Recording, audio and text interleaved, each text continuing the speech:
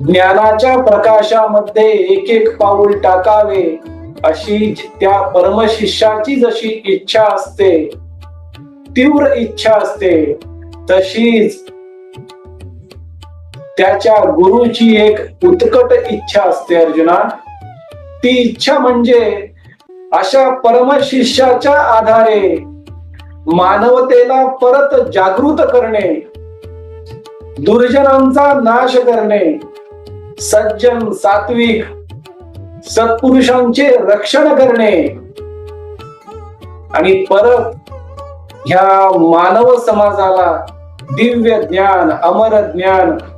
आनंदी जीवन जगण्याचे, प्रसन्न जीवन जगण्याचे ज्ञान प्रदान करावे, ही इच्छा, ही उत्कट इच्छा गुरुची त्या परमशिष्याला पाहून होते. आणि त्या परमशिष्याच्या मदतीनेच